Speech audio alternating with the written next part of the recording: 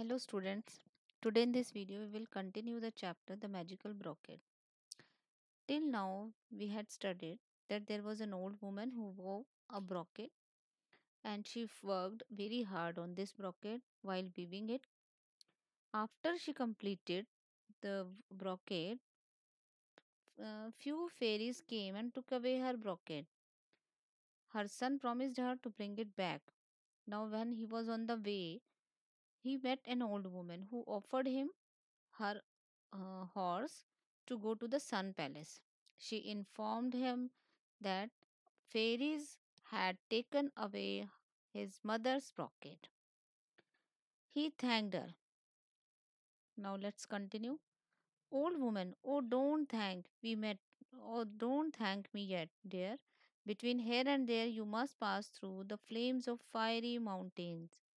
If you make a single sound of complaint, you will be burned to ashes.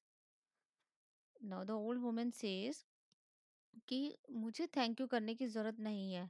वहाँ तक पहुँचने के लिए तुम्हें बहुत सारे माउंटेन्स को कवर करना पड़ेगा, पास करना पड़ेगा, उनसे गुज़रना पड़ेगा। वो माउंटेन्स कैसे थे? आग वाले mountains, flames of firing, that means consisting of fire और burning strongly and brightly.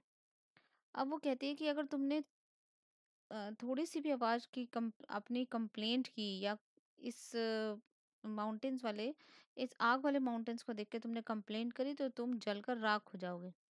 After that you must cross the ICC, और उसके बाद तुम्हें आईसीसी क्रॉस करना पड़ेगा। The smallest word of discontent, you will be frozen solid, do still want to go. अब वो उसे बताती है कि जब तुम आईसी सी को क्रॉस करोगे, दैट मीन्स बर्फ से ढका हुआ जो समुद्र है उसको क्रॉस करोगे, और अगर तुमने थोड़ा सा भी वही कंप्लेनिंग शो किया, कंप्लेनिंग नेचर शो किया, discontent, that means if you are not satisfied, तब भी तुम जाना पसंद करोगे, और अगर तुमने ऐसा किया तो तुम बर्फ की तरह जम जाओगे। Then she ask, do you still want to go? Chen, daunted yet determined, he was determined to go there. Okay, I must get back my mother's brocade, he said, कि मुझे हर हाल में अपनी माँ का ब्रॉकेट वापस लेके आना है। Now the old woman says, good good boy, take the horse and go. Narrator one, Chen climbed on and the horse broke into a gallop. Before long, they came to a mountain all on fire. Narrator one says कि Chen उस घोड़े पर चढ़ जाता है, and the horse broke into a gallop. Gallop, it is given here the fastest pace of a horse, that means बहुत speed से जो गायब हो जाना एकदम से भागते हुए। जैसे ही वो घोड़े के ऊपर चढ़ता है, हॉर्स एकदम उसको हवा की तरह ले जाता है। Before long they came to a mountain all on fire, और फिर तब तक भागता हुआ जाता है जब तक वो उस फायरिंग माउंटेन पर आ नहीं जाते, वहां पर पहुंच नहीं जाते। Now narrator 4 says, without missing a step, the horse started up the slope, leaping through the flames.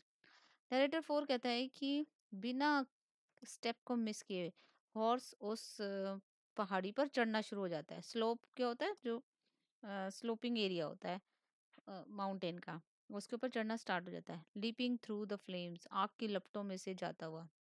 Chain felt the fire singe his skin, but he bit his lip and made not a sound. Singe his, burn something lightly. चैन को feel हुआ कि उसकी skin जल रही है, लेकिन उसने अपना मुंह बंद रखा और एक सिंगल साउंड भी नहीं निकाली। At last they came down the other side, और फिर वो दूसरी तरफ आ गए। When they had left the flames behind, Chen was surprised to find that his burns were gone. जब उन्होंने आग की लपटों वाले माउंटेन को कवर कर लिया, तो चैन को बड़ी हैरानी हुई ये देखकर कि उसके जले हुए निशान सारे गायब हो चुके थे। Narrator one, A little later they came to a sea filled with great chunks of ice. अब थोड़ी देर बाद वो कहाँ पहुंचे? वही आईसी सी पर, और जिस सी के अंदर बहुत बड़े बड़े आइस के चंक्स थे। Chunks, it is given hair thick solid pieces of ice. They were floating in the sea. Narrator 4, without pausing a moment, the horse began leaping from one floe to another, one floe to another. Sorry, ice floe to another, one ice floe to another. अब यहाँ पर भी horse ने बिना किसी moment को बर्बाद किए बिना रुके हॉर्स उन्हीं जो आइस फ्लोट हो रही थी उनके ऊपर कदम रखते हुए भागता हुआ गया आगे. Narrator 3, sorry 2. Waves showered them with icy spray so that Chen was soaked and shivering, but he held his tongue and said not a word.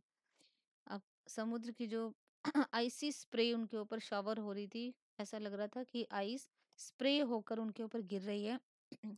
उसकी वजह से शेन को शिवरिंग हो रही थी, वो ठंड की वजह से कांप रहा था, लेकिन उसने अपनी जुबान से एक शब्द नहीं निकाला. Finally, they reached the far shore. At once, Chen felt himself dry and warm. फिर वो किनारे पर पहुंचकर शेन पहले की तरह ड्राई और वार्म हो गया. It was not long then till they come to sun palace. और ज़्यादा देर नहीं लगी, वो सन पैलेस पहुंच गए. It look just like his mother's brocade. ये सन पैलेस बिल्कुल उसकी मदर ने जैसा ब्रोकेट पे वीव किया था वैसा ही दिख रहा था. He rode to the entrance, sprang from the horse and hurried into a huge hall. अब वो एंट्रेंस पर पहुंचे, वो घोड़े से उतरा और जल्दी से एक बड़े से हॉल के पास पहुंच गया. Sitting there at looms were dozens of fairy ladies who turned to stare at him, then whispered to each other excitedly. On each loom was a copy of his mother's brocade, and the brocade itself hung in the center of the room. वहां पर बहुत, जैसे ही वो hall में पहुंचा उसने देखा कि अ, बहुत सारी dozens of Pheri ladies, dozens क्या होता है, दर्जनों, बहुत सारी फेरी लेडीज, वो जो परियां थी वो सब अपने अपने लूम्स पर वर्क कर रही थी. तभी उन सब ने मुड़कर, who turn to stare at him, सब ने मुड़कर देखा और उसको, और एक दूसरे से वो कुछ बातें करने लगी. विस्पर टू ईच अदर यानी धीरे धीरे बातें करने लगी. On each loom was a copy of his mother's brocade. उन सब के लूम पर, मैंने आपको बताया था लूम वही apparatus जिस पर हम वीव करते हैं, सब उसकी मदर के ब्रॉकेट को कॉपी कर रही थी. और ब्रॉकेट जो उसकी माँ का था वो खुद रूम के बीच में उन्होंने लटका रखा था. A lady near the door rose from her loom to meet him. अब एक लेडी जो डोर के पास थी वो अपने लूम पर खड़ी, लूम के पास से आकर खड़े होकर उससे मिलने आई. And the lady was lean graciously. My name is Line, and I welcome you. You are the first mortal ever to reach our palace. What good fortune brings you here?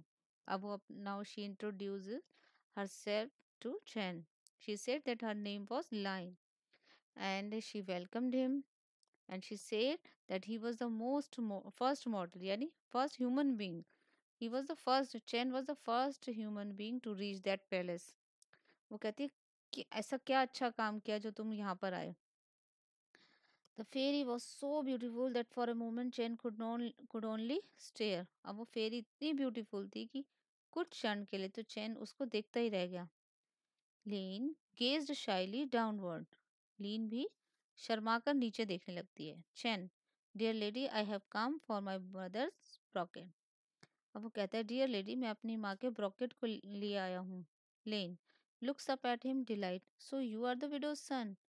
How we admire that brocade. None of us has been able to match it. We wish to keep it here till we can. अच्छा, तो वही कहती है कि अच्छा तो तुम उस विडो के बेटे हो.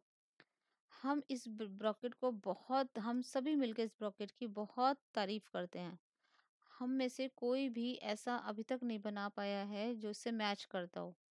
हम इसे तब तक रखना चाहेंगे तब तक हम बना नहीं लेते. But I must bring it at home और माई मदर विल डाई. लेकिन मुझे इसे ले जाना बहुत ज़रूरी है, नहीं तो मेरी माँ मर जाएगी. Chan said. Narrator 2. Lin looked alarmed and a flurry of whispers arose in the room. Lin एकदम alarmed, alarmed means here it is given worried or frightened by something. और flurry a number of things happening suddenly at the same time. अब वो एकदम से worried हो जाती है बात सुन के, और बहुत सारी चीजें एक साथ, सब एक साथ कुछ ना कुछ बातें करने लगते हैं रूम में. She stepped away to speak softly with several others, then returned to Chen. वो बाकी सबके पास जाती है, सॉफ्टली सबसे बात करती है और फिर चैन के पास वापस लौट के आती है. लीन, we surely must not let that happen to her. Only let us keep the brocket for the rest of the day so we can try to finish our own. Tomorrow you may take it back with you. अब उसको भरोसा दिलाती है कि हम ऐसा नहीं होने देंगे. हम बस आज के दिन इस ब्रॉकेट को रखेंगे और आज ही हम इसको फिनिश अपना काम अपने वीविंग को फिनिश करने की कोशिश करेंगे। कल तुम इसे ले जा सकते हो। Thank you dear lady. Now Chen, thank the dear lady. So today in this video we will do up to here only, and in the next video we will complete the chapter. I hope you like the video. If you like the video, please don't forget to share, like and subscribe my channel. Thank you. Have a nice day.